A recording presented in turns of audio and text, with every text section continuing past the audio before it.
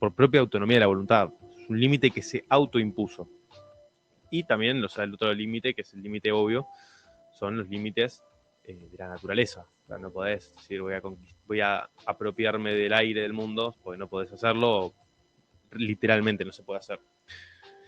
Y el derecho internacional un Estado lo puede adoptar de dos maneras distintas. Por un lado está el modelo monista. Este modelo monista es en el cual todo el ordenamiento internacional y el ordenamiento interno del Estado está en un mismo ordenamiento jurídico en diferentes subsistemas. Entonces, prima uno sobre el otro. Por ejemplo,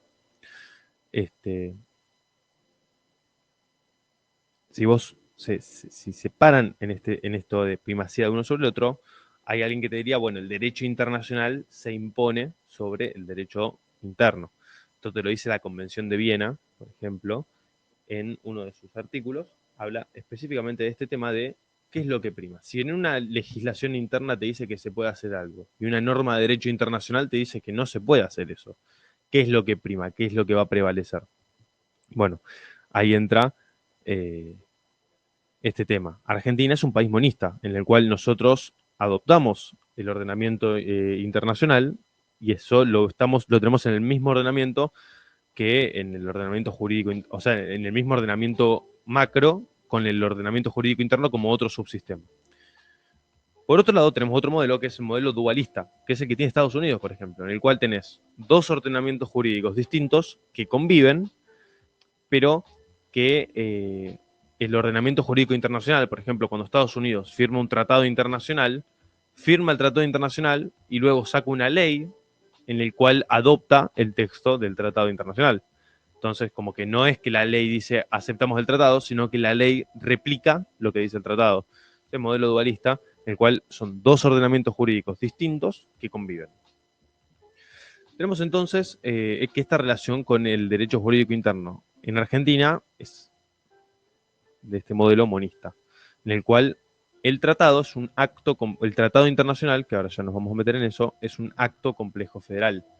Entonces tenés el poder ejecutivo, a través de Cancillería o a través del presidente, que negocia, el poder ejecutivo que firma, y el poder ejecutivo, el cual debe después presentar la respectiva notificación. Y en el medio de ese proceso, el poder legislativo es el cual aprueba por ley la autorización para que el poder ejecutivo pueda ratificarlo. Entonces, en nuestra Constitución tenemos en el artículo 75 que se necesitan distintos tipos de mayoría, tenemos también que los tratados de derechos humanos tienen jerarquía constitucional. Bueno, es un eterno debate entre el constitucionalismo y el derecho internacional, pero también es interesante y hay que saberlo. Ahora, metiéndonos en de dónde sale el derecho internacional. ¿Cuáles son las fuentes del derecho internacional? O sea, ¿cuál es el hecho que le da al derecho internacional la capacidad de generar estos derechos y obligaciones? Y ahí tenemos un tema muy interesante, que es que existen en la práctica internacional la costumbre. La costumbre, así como lo escuchan, es la práctica ininterrumpida y constante por distintos sujetos del derecho internacional que hace y que creen que esa práctica es obligatoria y jurídicamente vinculante. Esto también hay que hacer un buen punto y lo voy a repetir para que quede claro porque es muy importante. La costumbre, que es la principal, aunque no jerárquicamente la primera, porque no existe jerarquía entre las fuentes de derecho internacional, pero la costumbre es la fuente principal del derecho internacional y es la práctica ininterrumpida y constante, o sea, algo físico, o sea, algo chequeable, una práctica ininterrumpida y constante, realizada por sujetos de derecho internacional que creen que esa práctica es obligatoria y jurídicamente vinculante. Y esa es la otra parte de la costumbre. Esta parte subjetiva en la cual hay una convicción de que la parte constatable, la parte material, es obligatoria y exigida por el derecho. Entonces, esto es muy, muy interesante verlo porque todas estas costumbres han sido posteriormente codificadas por la Asamblea General de Naciones Unidas a través de su Comisión de Derecho Internacional.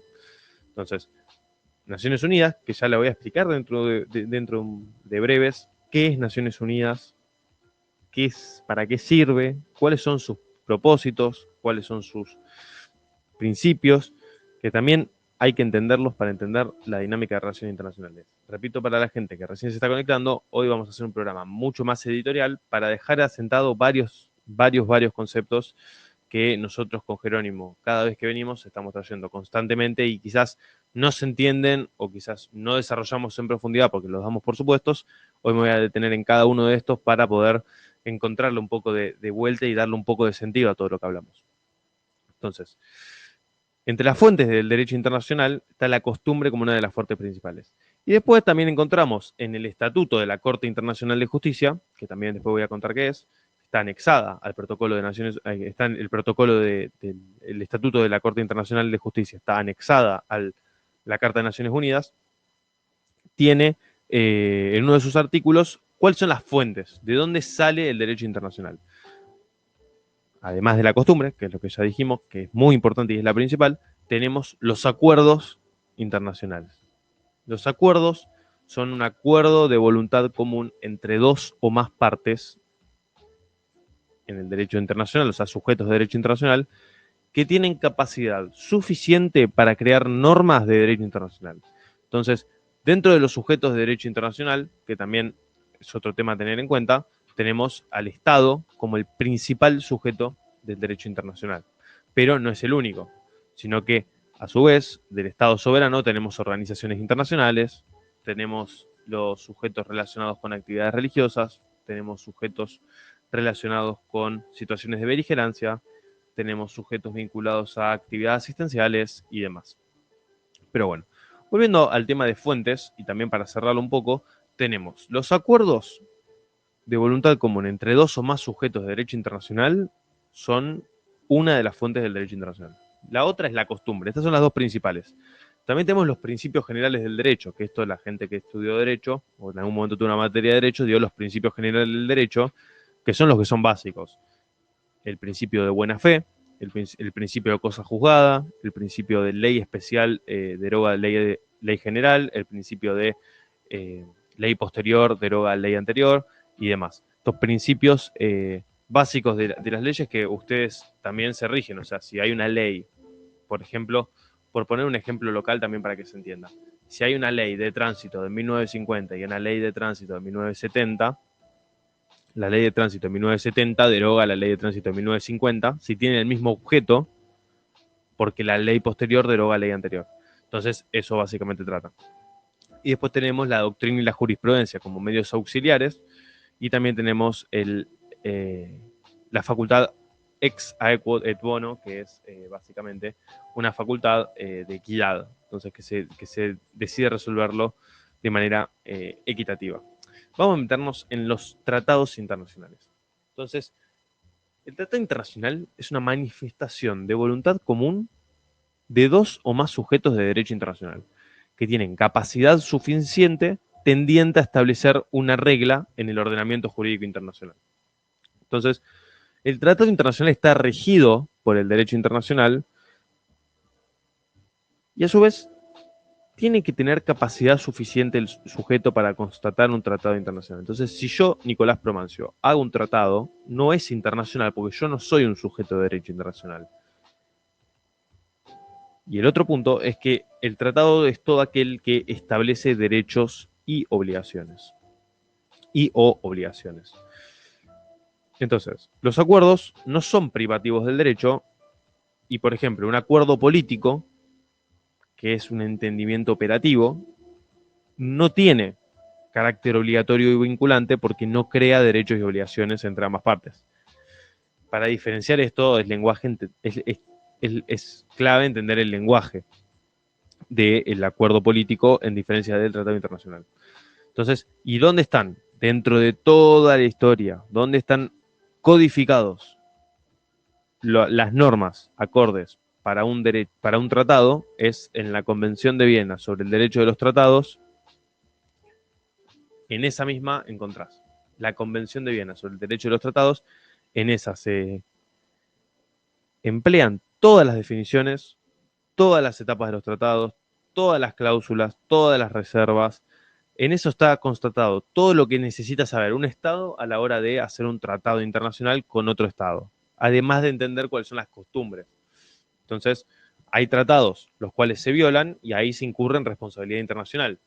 Eso es lo que encontramos, por ejemplo, ahora con el tema de Ucrania. Cuando un Estado, por ejemplo Rusia, atenta contra la integridad territorial de otro Estado, Ucrania, incurre en responsabilidad internacional frente a muchos de los tratados que tenían en común. Ahora bien, vamos a ver en cuáles sí, en cuáles no, y por qué en ONU es más complejo, porque en ONU Rusia no fue sancionada, sino que simplemente fue recomendada en su accionar. O sea, qué es lo que le recomendó la ONU, la Asamblea General, qué es lo que podía y qué no podía hacer, y pero por qué esto no es una decisión vinculante para Rusia. Entonces, dentro de esta Convención de Viena sobre el Derecho de los Tratados, encontramos las etapas para celebrar un tratado.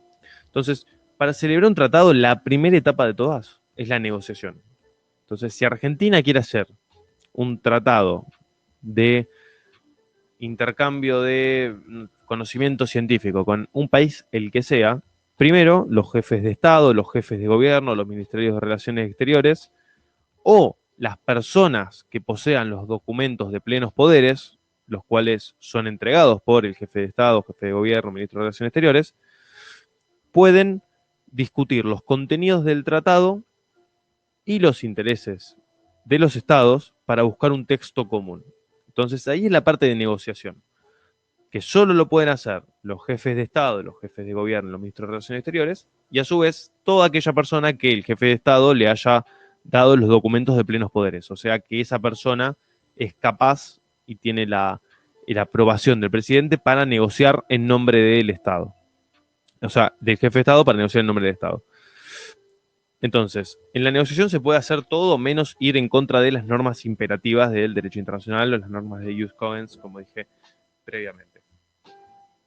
Tenemos a su vez la segunda parte, que es la adopción del texto. Una vez negociado, los estados negociadores ponen fin a la negociación y se adopta un texto en consentimiento de todos los estados. Ahora, si estamos hablando de un convenio internacional o de una conferencia internacional, se necesitan dos tercias de las partes, de los presentes y de los votantes, porque si no es un montón. Pero en el resto se adopta por el consentimiento de todos los estados. Ahora, antes lo que pasaba era que se votaba a mano alzada y ahora en la práctica no se vota más, sino que se adopta por consenso. Cuando nadie se opone públicamente, aunque no estén a favor, pero no se oponen públicamente, esto significa que se adopta el texto por consenso. Y ahí comienza el depositario, el cual fue, el depositario puede ser un Estado, puede ser una persona, la cual está encargada de juntar las firmas. Entonces, una vez adoptado el texto, pasamos a la siguiente fase, que es la autenticación. Entonces, una vez que está la firma, los estados negociadores pasan a ser estados signatarios.